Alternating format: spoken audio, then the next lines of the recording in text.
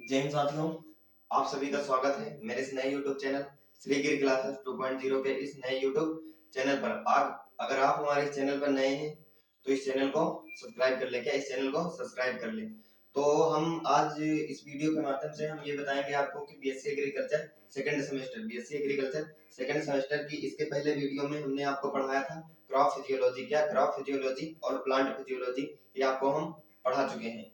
इसकी हमने डेफिनेशन आपको बताई थी। उसी के आगे इस वीडियो में हम कंटिन्यू करते हैं। क्या उसी के आगे हम सिलेबस को कंटिन्यू करते हैं। तो उसमें सबसे पहले हमने आपको बताया था कि आपकी जो क्रॉप फिजियोलॉजी थी और आपकी जो प्लांट फिजियोलॉजी थी, क्या क्रॉप फिजियोलॉजी थी और जो प्लांट फिजियोलॉजी थी उसकी डेफिनेशन बताई थी और पादप कार्यकी के जनक बताया था। क्या पादप कार्यकी के जनक यानी कि प्लांट फिजियोलॉजी के आपको हमने जो फादर बताए थे, फादर ऑफ प्लांट फिजियोलॉजी कौन से बताए थे आपको? Stephen Hales. क्या बताया था? स्टीफन हेल्स हमने आपको बताया था। उसमें हमने आपको थोड़ा सा ओवरव्यू दिया था, इंट्रोडक्शन क्लास थी। तो उसके बाद हम जो आपकी ये क्लास कंटिन्यू करने जा रहे हैं, सिलेबस को कंटिन्यू करने जा रहे हैं, तो उसमें हमने आपको बताया था किसी भी पौधे में जो भौतिक क्रियाएं होती हैं, क्या होती हैं, जो उनकी भौतिक क्रियाएं होती हैं वो कितने प्रकार से होती हैं, उनको हम किस प्रकार से होती है, उनको कैसे हम डिवाइड करके पढ़ते हैं। एक में नहीं पढ़ते हैं, एक में समझ में नहीं आएगा। तो किसी भी पौधे में जो उनकी जैविक क्रियाएं होती है वो 4 पार्टों में डिवाइड करके पढ़ते हैं। क्या पढ़ते हैं? 4 पार्टों में डिवाइड करके पढ़ते हैं। तो उन 4 पार्टों को हमने थोड़ा सा आपको बताया था, तो वहीं से हम कंटिन्यू कर रहे हैं कि तो हम फिर लिखते हैं, यहाँ पर डाल देते हैं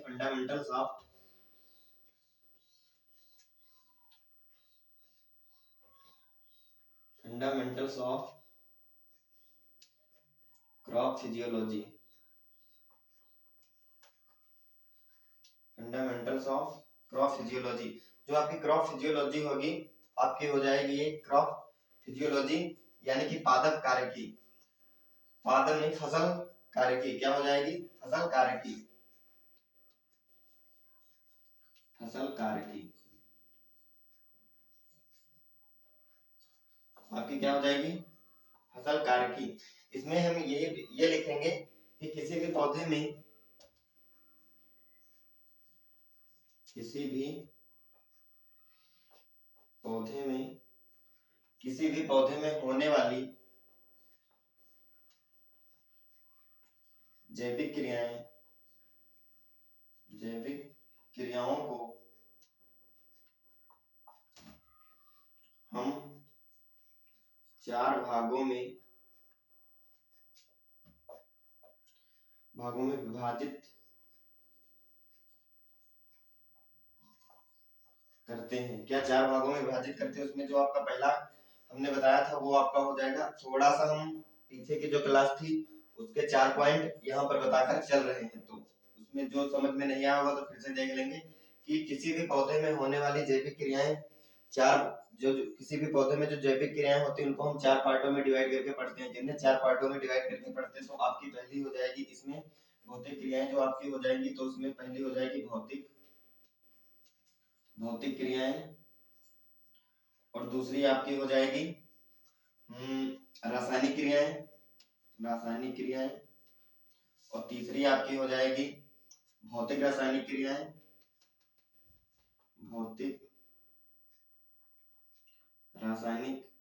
क्रियाएं और आपकी जो चौथी हो जाएगी इसमें हो जाएगी अन्य क्रियाएं। क्या हो जाएंगी? अन्य क्रियाएं हो जाएंगी।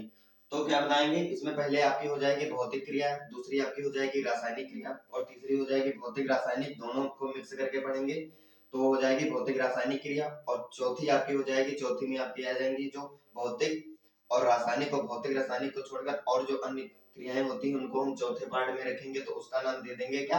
अन्य क्रियाएं। क्या दे देंगे? अन्य क्रियाएं। तो इसमें हम स्टार्ट करेंगे, क्या स्टार्ट करेंगे? भौतिक क्रिया से। क्या? भौतिक क्रियाएं। क्या स्टार्ट करेंगे? भौतिक क्रियाएं।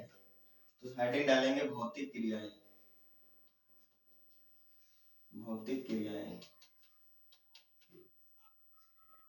क्या डालेंगे? भौतिक क्रियाएं। और जो आपकी भौतिक क्रिया होगी इसमें सबसे पहले हम इसके अंतर्गत जो डालेंगे वो आपकी हो जाएगी विसरण। इसकी जो फर्स्ट हो जाएगी विसरण हो जाएगी। और जो आपकी सेकंड हो जाएगी वो हो जाएगी, इसका आपका विसरण के बाद हो जाएगा वाष्पोत्सर्जन। वाष्पोत्सर्जन, और तीसरा आपका हो जाएगा परासरण। क्या हो जाएगा? परासरण। और आपका चौथा हो जाएगा जल अवशोषण। जल अवशोषण। और आपका जो पांचवा हो जाएगा वो आपका हो जाएगा रसारोहण। क्या हो जाएगा? रसारोहण। आपका छठा हो जाएगा भोजन का परिवहन। भोजन का परिवहन। भोजन का परिवहन। और आपका जो सातवां हो जाएगा वो आपका हो जाएगा लवण अवशोषण। क्या हो जाएगा? लवण अवशोषण। तो लवण अवशोषण इतनी आपको पढ़ना है। सबसे पहले हमने आपको बताया चार क्रियाएं। किसी भी जैविक पौधों में जो चार क्रियाएं होती हैं उनको चार भागों, उन पौधों में चार भागों को बांटा। उनकी में जो जैविक क्रिया होती है उनको चार पार्टों में बांटा। भौतिक क्रिया, रासायनिक क्रियाएं, भौतिक रासायनिक क्रियाएं और अन्य क्रियाएं। फिर उसमें से हमने एक पार्ट को उठाया। क्या उसमें से हमने एक पार्ट को उठाया? किसको उठाया? भौतिक क्रियाएं को, यानी कि फिजिकल रिएक्शन को। इंग्लिश हम नहीं लिख रहे हैं, लिख लेंगे, या जब हम इसको विस्तार से पढ़ाएंगे तब हम पढ़ा देंगे, क्योंकि आपके सिलेबस में इसको भी आगे दिया गया है। जो आपका ये वाष्पोत्सर्जन, विसरण, परासरण है, ये सब क्या लॉन्ग में दिया गया है, तो हम उसको आगे पढ़ाएंगे, वहां पर सबको अच्छे से समझाएंगे। यहाँ पर बस इसको हम थोड़ा थोड़ा सा लेकर चल रहे हैं जिससे आप लोगों की समझ में आ जाए। तो यहाँ पर हमने उसका एक पार्ट उठाया। तो क्या उठाया? भौतिक क्रियाएं। जो आपकी फिजिकल रिएक्शन हमने उठाई, भौतिक क्रियाएं उठाई। उसके अंतर्गत हमने देखा कि जो आपकी भौतिक क्रियाएं होती हैं उसके अंतर्गत कौन कौन सी क्रियाएं होती हैं। जो हमारा पौधा होता है उसमें जो जैविक क्रियाएं होती हैं वो उनमें कौन कौन सी क्रियाएं भौतिक क्रियाएं के अंतर्गत आती हैं। तो उसमें सबसे पहले हम देख रहे हैं विसरण। अब इसको साफ करते हैं। अब जो विसरण कैसे होता है ये हम पढ़ेंगे। क्या पढ़ेंगे? विसरण क्या होता है। हमने भौतिक पार्ट को उठाया। क्या उठाया? भौतिक पार्ट को उठाया। भौतिक पार्ट में सबसे पहले हमने देखा विसरण। आपका हो जाएगा विसरण। क्या हो जाएगा? विसरण, यानी कि डिफ्यूजन। यानी कि आपका क्या हो जाएगा? डिफ्यूजन। क्या हो जाएगा? डिफ्यूजन। तो अब हम देखेंगे कि आपका जो ये विसरण होता है ये क्या होता है। क्या होता है? विसरण क्या होता है। तो हम इसकी परिभाषा लिखेंगे या आप लोग कॉपी में नोट करते रहेंगे। क्या नोट करते रहेंगे?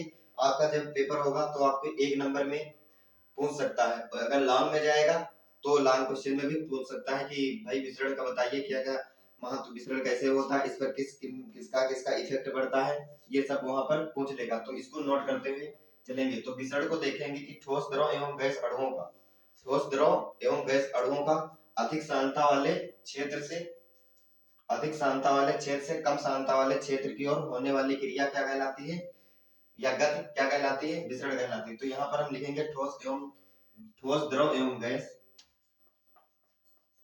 साथ में लिखते रहेंगे ठोस, द्रव एवं गैस। क्या हो जाएगा? ठोस, द्रव एवं गैस अणुओं का, ठोस, द्रव एवं गैस अणुओं का, ठोस, द्रव एवं गैस अणुओं का अधिक सांद्रता वाले, अधिक सांद्रता वाले क्षेत्र से, कम सांद्रता वाले क्षेत्र की ओर, अधिक सांद्रता वाले क्षेत्र से कम सांद्रता वाले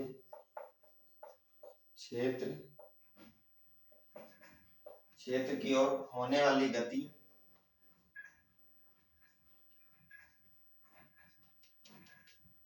होने वाली गति क्या कहलाती है? विसरण कहलाती है। क्या कहलाती है? विसरण कहलाती है। तो ठोस, द्रव एवं गैस अणुओं का, ठोस, द्रव एवं गैस अणुओं का अधिक सांद्रता वाले से कम सांद्रता वाले, अधिक सांद्रता वाले से कम सांद्रता वाले की तरफ एक गति होती है। क्या होती है? गति होती है। जो आपके ये ठोस, द्रव एवं गैस के जो अणु होते हैं, ये ठोस, ये क्या होते हैं? जो ये अणु होते हैं ये अधिक सांद्रता वाले क्षेत्र, अगर मान लीजिए ये आपका ऐसे दिया गया है, ये अधिक सांद्रता वाला है और ये कम सांद्रता वाला है, तो जो ठोस, द्रव, गैस के अणु होंगे वो अधिक सांद्रता वाले क्षेत्र से कम सांद्रता वाले क्षेत्र की ओर स्वतः जो गति करते हैं, एक इधर से उधर जाते हैं, कम से ज्यादा से कम की तरफ जाते हैं, तो एक गति होती है। क्या? ये जाएंगे तो एक गति होगी। और जो गति होती है उसे क्या कहते हैं, विसरण कहते हैं। क्या कहते हैं? विसरण, यानी कि डिफ्यूजन कहते हैं। तो इतना आप लोगों को समझ में आ गया होगा क्या विसरण। इसमें आप देखें कि अगर आप एक कमरे में एक अगरबत्ती लगाते हैं, क्या लगाते हैं, हम बता रहे हैं इसका कि अगर आप एक कमरे में अगरबत्ती लगाते हैं, एक कोने में अगर यहाँ पे लगाए तो उसकी देखें धीरे धीरे सुगंध क्या इधर तरफ बढ़ती रहती है, यानी कि यहाँ पर अधिक शांत है, इसके बाद कम शांत है, और धीरे धीरे फिर एक ऐसा समय आएगा कि उस जो यहाँ पर अगरबत्ती लगाएंगे उस कमरे में के चारों ओर या पूरे कमरे में उसकी सुगंध फैल जाएगी। तो ये क्या होता है? विसरण, यानी कि डिफ्यूजन। और इसको अगर हम दूसरी परिभाषा में अगर करें, डिनोट करें, तो ये भी कह सकते हैं कि दो या दो से अधिक पदार्थों का स्वतः एक दूसरे से मिलकर समान मिश्रण बनाने की क्रिया विसरण कहलाती है। क्या कहलाती है? विसरण कहलाती है।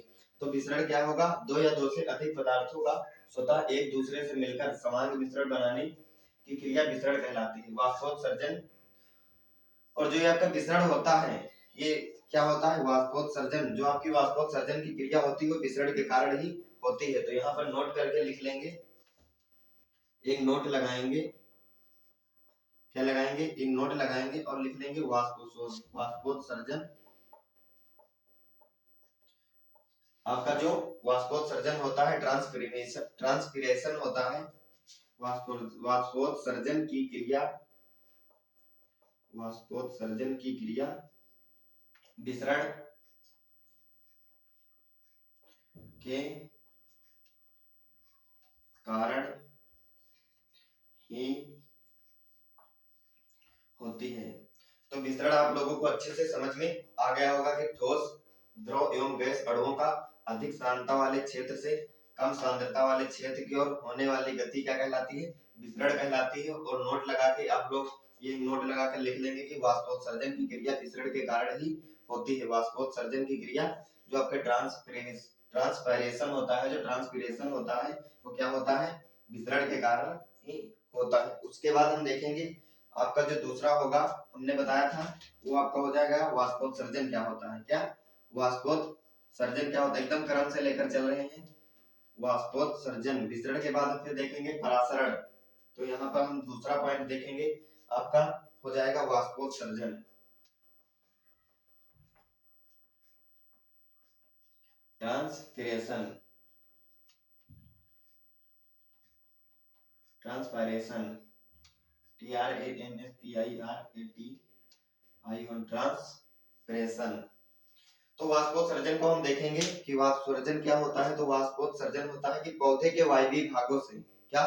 पौधे के वायवीय भागों से होने वाली जलहानि को क्या कहते हैं? वाष्पोत्सर्जन कहते हैं। पौधे के वायवीय भागों से होने वाली जलहानि को क्या कहते हैं? वाष्पोत्सर्जन कहते हैं।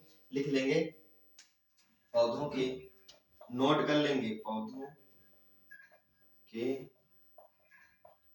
वायवीय भागों से होने वाली जल हानि को वाष्पोत्सर्जन कहते हैं। ट्रांसपायरेशन कहते हैं। क्या? ट्रांसपायरेशन कहते हैं। पौधों के वायवीय भागों से होने वाली जलहानि क्या कहलाती है? वाष्पोत्सर्जन कहलाती है। या फिर हम इसको दूसरे अगर भाषा में देखें, अगर दूसरी भाषा में देखें तो हम कह सकते हैं कि वायवीय भागों के द्वारा जल वाष्प के रूप में बाहर निकलना क्या कहलाता है? वाष्पोत्सर्जन कहलाता है। क्या लिखेंगे? वायवीय भागों से, वायवीय भागों द्वारा, जो पौधे के वायवीय भाग होते हैं, बाहर के भाग होते हैं, वायवीय भागों के द्वारा जल, वायवीय पौधों के वायवीय भागों के द्वारा जल, और वायवीय भागों के द्वारा जल वाष्प के रूप में निकलना, जल वाष्प के रूप में बाहर निकलना क्या कहलाता है? वाष्पोत्सर्जन, ट्रांसपायरेशन कहलाता है। वायवीय भागों के द्वारा जल वाष्प के रूप में बाहर निकलना क्या कहलाता है? वाष्पोत्सर्जन कहलाता है। या आप लोग यह कह सकते हैं कि पौधे के वायवीय भागों से होने वाली जलहानि को क्या कहते हैं? वाष्पोत्सर्जन कहते हैं। पौधे के वायवीय भागों से होने वाली जलहानि को क्या कहते हैं? वाष्पोत्सर्जन कहते हैं। पढ़ लेंगे बिल्कुल अच्छे से, सभी लोगों को ये समझ में आ जाएगा, क्या सभी लोगों को समझ में आ जाएगा। और जो आपका ये वाष्पोत्सर्जन होगा ये किन किन फैक्टर पर डिपेंड करेगा, ये कैसे होता है, ये कैसे किस प्रकार होता है, ये हम आपको बता रहे हैं। इसको कौन से कारक प्रभावित करेंगे, कौन से कारक नहीं प्रभावित करेंगे, ये हम इसमें आपको बता रहे हैं। क्या हम इसमें ये बता रहे हैं। तो वाष्पोत्सर्जन जो आपका होता है मुख्यतः पर्णरंध्रों द्वारा होता है। ये आप लोग नोट करके लिख लेंगे, क्योंकि हम जो सेकंड सेमेस्टर आपको पढ़ा रहे हैं इसमें एकदम बेसिक से उठा रहे हैं और आपको हाई लेवल तक लेकर चले जाएंगे। क्या हाई लेवल तक लेकर चले जाएंगे और आप लोग जान भी नहीं पाएंगे और हम आपको अच्छी तैयारी करवा देंगे। तो यहाँ पर नोट लगाते हुए, क्योंकि हमने जब फर्स्ट सेमेस्टर स्टार्ट किया तो वहाँ पर हमने सिलेबस को थोड़ा सा इधर उधर करके पढ़ाया है, क्योंकि एकदम आखिरी लेवल पर था तभी स्टार्ट हुई है क्लासेस। तो अगर सिलेबस के अकॉर्डिंग चलते तो सिलेबस पूरा नहीं होता, तो उसमें हमें जो जो इम्पोर्टेंट लग रहा है वो हम आपको पढ़ा रहे हैं, साथ साथ में फर्स्ट सेमेस्टर और सेकंड सेमेस्टर में। तो इसमें हम देखेंगे, नोट लगाकर लिख लेंगे कि जो आपका वाष्पोत्सर्जन होगा, वाष्पोत्सर्जन मुख्यतः पर्णरंध्रों के द्वारा होता है। पर्णरंध्रों के द्वारा होता है। क्या होता है, वाष्पोत्सर्जन मुख्यतः पर्णरंध्रों के द्वारा होता है। अब हम देखेंगे कि वाष्पोत्सर्जन जो हमारा ट्रांसपायरेशन होता है इसको कौन कौन से कारक प्रभावित करते हैं। तो यहाँ पर लिख लेंगे वाष्पोत्सर्जन को प्रभावित करने वाले कारक। क्या, वाष्पोत्सर्जन को प्रभावित करने वाले कारक। तो इसमें सबसे पहले आपका जो कारक हो जाएगा वो हो जाएगा ताप, और दूसरा आपका हो जाएगा प्रकाश। क्या हो जाएगा, प्रकाश यानी कि तापमान। और दूसरा आपका हो जाएगा प्रकाश यानी कि सनलाइट। तीसरा आपका हो जाएगा आर्द्रता, ह्यूमिडिटी, आर्द्रता। और चौथा आपका हो जाएगा वायु की गति, वायु की गति। और पांचवा आपका हो जाएगा रंध्रों की संख्या, रंध्रों की संख्या। आपकी जो रंध्रों की संख्या होगी वो हो जाएगा, और उनका वितरण। जो आपकी रंध्रों की संख्या है उनका वितरण कैसे है, उनका वितरण मतलब उनका जो घनत्व, उनकी डेंसिटी कैसी है, उनका वितरण कैसा। फिर देखेंगे हम खुले रंध्रों की प्रतिशतता, खुले रंध्रों की प्रतिशतता। जो आपके रंध्र हैं वो किस मात्रा में कितने खुले हैं। फिर सातवां आपका हो जाएगा पौधे में पानी की उपस्थिति, पौधे में पानी की उपस्थिति। क्या हो जाएगा, पौधे में पानी की उपस्थिति। तो आपका जो हो जाएगा वाष्पोत्सर्जन, जो आपका ट्रांसपायरेशन होता है वो उसको कौन कौन से कारक प्रभावित करते हैं, कौन कौन से उनको फैक्टर प्रभावित करते हैं। तो उसमें सबसे पहले आपको ताप प्रभावित करेगा, और प्रकाश यानी कि सनलाइट ये प्रभावित करेगा। आपकी आर्द्रता हो जाएगी, ह्यूमिडिटी, वायु की गति, एयर मोशन आपका हो जाएगा। उसके बाद आपकी हो जाएगी रंध्रों की संख्या और उनका वितरण। जो आपके रंध्र हैं, क्योंकि यहीं पर हम पहले बता चुके हैं वाष्पोत्सर्जन मुख्यतः पर्णरंध्रों के द्वारा होता है। जो आपके पर्णरंध्र हैं ये किस किस प्रकार से हैं, मतलब किस स्थान पर, जैसे आपके पर्णरंध्र होंगे कुछ इस प्रकार होंगे छोटे छोटे, तो उनका मतलब उनकी संख्या कितनी है। जैसे ये आपकी कुछ पत्तियां हो गई, इसमें पर्णरंध्र हो गए जो, तो उनकी किस प्रकार से कितनी संख्या है। जितनी संख्या अधिक होगी उतना वाष्पोत्सर्जन अच्छा होगा। तो उसके बाद फिर देखेंगे कि जो आपके ये पर्णरंध्र हैं ये खुले कितने हैं, क्या कितने कार्य कर रहे हैं, कितने कार्य नहीं कर रहे हैं, ये प्रभावित करेगा। फिर आपकी हो जाएगी पौधे में पानी की उपस्थिति, पौधे में पानी की कितनी उपस्थिति है, कितनी मात्रा में पौधे में पानी उपस्थित है, उनको मिल रहा है। तो हम वाष्पोत्सर्जन में इतनी पढ़े, और अगर और हम डीप में जाएं, क्या और हम डीप में जाएं तो हम फिर इसको भी क्या बताएंगे, प्रकाश कैसे प्रभावित करेगा, और आपका ये जो ताप है वो कैसे प्रभावित करेगा, फिर आर्द्रता कैसे प्रभावित करेगी। अगर इसको हम बताने लगे तो इसमें कम से कम 3-4 क्लास लग जाएंगे, क्या 3-4 क्लास लग जाएंगे। तो इसको हम जितना इंपॉर्टेंट है उतना ही आप लोगों को बता रहे हैं, क्योंकि आपका जब थर्ड सेमेस्टर आएगा, फोर्थ आएगा, फिफ्थ आएगा, सिक्स आएगा, सिक्स तक आप धीरे धीरे ये सब कुछ जान जाएंगे कौन कौन से कारक इसको प्रभावित कर रहे हैं, कैसे कैसे प्रभावित कर रहे हैं। तो यहाँ पर हम बस आपको इतना ही बता रहे हैं कि आपको वाष्पोत्सर्जन बता दिया, उतना आपको मालूम होना चाहिए, और उसको कौन कौन से फैक्टर प्रभावित करते हैं, कौन कौन से कारक प्रभावित करते हैं, ये बता दिया। इसके बाद हम देखेंगे आपका विसरण हो गया, वाष्पोत्सर्जन हो गया। अब हम देखेंगे जो आपका परासरण होगा। क्या होगा? परासरण। परासरण कैसे होगा? तो आपका जो होगा परासरण, ऑस्मोसिस, जो आपकी ऑस्मोसिस परासरण की क्रिया होगी वो किस प्रकार होगी? तो आपकी जो परासरण की क्रिया होगी इसमें आपका होगा दो भिन्न भिन्न सांद्रता वाले, नोट कर लेना, दो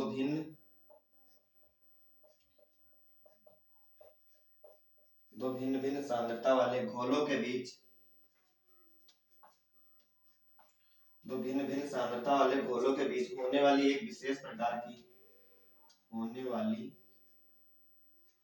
एक विशेष प्रकार की क्रिया, होने वाली एक विशेष प्रकार की विसरण क्रिया, विशेष प्रकार की विसरण क्रिया, एक विशेष प्रकार की विसरण क्रिया जो एक अर्धपारगम झिल्ली के द्वारा होती है। क्या होती है? अर्धपारगम झिल्ली के द्वारा होती है। प्रकार की बीच में होने वाली विशेष प्रकार की क्रिया जो एक अर्ध पारगम झिल्ली के द्वारा होती है, वो क्या कहलाती है? आपकी परासरण, ऑस्मोसिस कहलाता है। तो इसमें ये देखेंगे कि दो भिन्न भिन्न सांद्रता वाले घोलों के बीच होने वाली एक विशेष प्रकार की विसरण क्रिया, आपको विसरण पहले बताया, डिफ्यूजन पहले बताया, विसरण की क्रिया जो एक अर्धपारगम झिल्ली के द्वारा होती है उसे क्या कहते हैं? परासरण कहते हैं। क्या?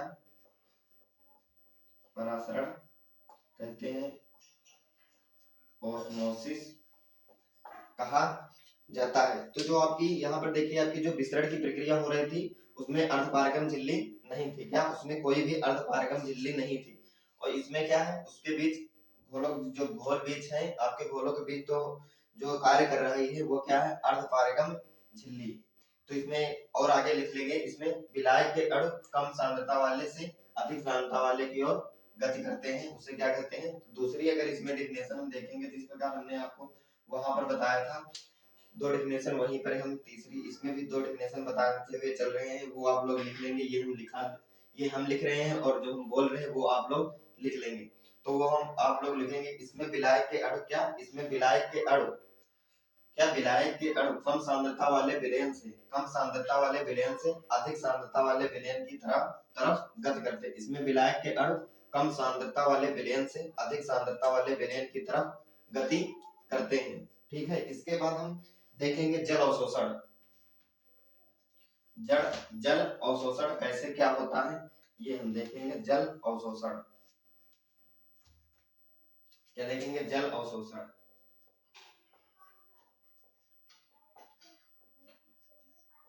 ये आप लोगों को पता होगा जल अवशोषण।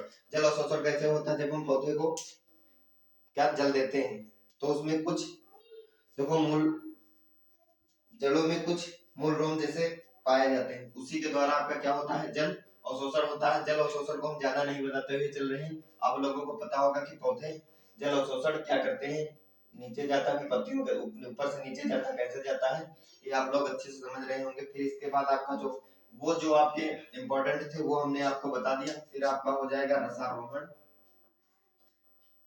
क्या हो जाएगा? रसारोहण, असेंट ऑफ सॉफ्ट। जो आपका रसारोहण होगा ये होगा पौधे की जड़ों द्वारा अवशोषित जल एवं खनिज लवणों को पत्तियों तक पहुंचाने की क्रिया क्या कहलाती है? रसारोहण कहलाती है। क्या कहलाती है? रसारोहण कहलाती है। क्या कहलाती है? रसारोहण कहलाती है। पौधे की जड़ों द्वारा अवशोषित जल एवं खनिज लवणों को पत्तियों तक पहुंचाने की क्रिया क्या कहलाती है? जल कहलाती है। पौधे की जड़ों द्वारा अवशोषित जल एवं खनिज लवणों को पत्तियों तक पहुंचाने की क्रिया क्या कहलाती है? रसारोहण कहलाती है। फिर आपका हो जाएगा भोजन परिवहन, वो हम आपको अलग बता देंगे। तो आपको यहाँ पर आपकी जो हमने भौतिक क्रियाएं बताई उसके अंतर्गत जो फैक्ट आते हैं वो हमने आपको बताया। वीडियो बहुत ज्यादा लंबी हो रही है तो आपको जल अवशोषण, रसारोहण हम ऐसे बता दे हैं, लिख लेंगे, सिंपल है। जो हमने जो आपके एग्जाम में महत्वपूर्ण इंपॉर्टेंट लगा वो हमने एक एक करके डिफिनेशन उसकी कैसे क्या फैक्टर प्रभावित होते हैं वो हमने आपको बता दिया। तो आज की क्लास हम यहीं तक रखते हैं। इसके बाद जो हम अगली क्लास पढ़ाएंगे ये क्रॉप फिजियोलॉजी की, उसमें हम आपको पढ़ाएंगे रासायनिक क्रियाएं, क्या रासायनिक क्रियाएं, उसके बाद रासायनिक भौतिक क्रियाएं, ये हम पढ़ाएंगे। तो जितना पढ़ा है इतना आप लोग अच्छे से नोट कर लेंगे, कॉपी बना लेंगे, उसमें ये लिखते रहेंगे। तो आई होप आप लोगों को इतना अच्छे से समझ में आया होगा। तो मिलते हैं अगली वीडियो में अच्छी क्लास के साथ, बेहतर कंटेंट के साथ। अगर आप हमारे चैनल पर नए हैं तो इसे लाइक करें, शेयर करें, सब्सक्राइब कर लें, क्योंकि जो कंटेंट यहाँ पर मिलने वाला है वो आपको किसी अन्य चैनल के माध्यम से या किसी अन्य प्लेटफॉर्म पर नहीं मिलने वाला है। हम यहाँ पर आपको एकदम ऑथेंटिक जानकारी देंगे। अगर कुछ कोई रिपोर्ट आ रही है जैसे आप कि वो हो जाएगी ऑर्गेनिक फार्मिंग में कुछ रिपोर्ट आएगी, वो हम आपको एकदम ऑथेंटिक जानकारी देंगे, ठीक है। तो आई होप आप लोगों को अच्छे से समझ में आया होगा। तो ये क्लास यहीं तक रखते हैं, तब तक के लिए जय हिंद।